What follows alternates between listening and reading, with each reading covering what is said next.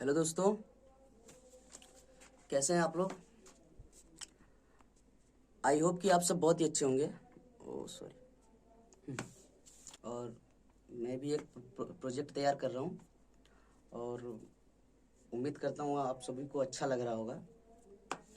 एक प्रोजेक्ट आया हमारे पास, इसको मैं बना रहा हूँ, जो कि अभी कंप्लीट नहीं है, अभी पार्ट तैयार कर रहा हूँ। सो इस वीडियो में लास्ट तक बने रहिए। मैं इस पार्ट को बजाने के बाद वीडियो को एंड कर दूंगा। सो जो लोग इस चैनल पर भी नए हैं, ये मेरा खुद का ऑफिशियल चैनल है, सूरज कुमार ऑफिशियल। सो इस चैनल को सब्सक्राइब कर लें और साथ में बेल आइकन को भी प्रेस कर दें, ताकि जब भी मैं कोई वीडियो डालूं उसका नोटिफिकेशन आपको सबसे पहले मिल जाए। आइए नेक्स्ट पार्ट बजाता हूँ।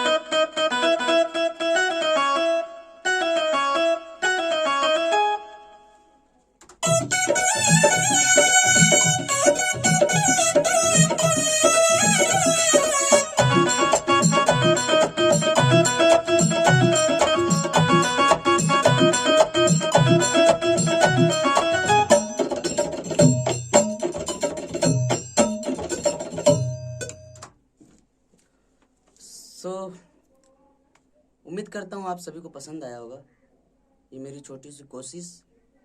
और अभी बहुत सारा बजाना है, अभी ये फर्स्ट पार्ट है।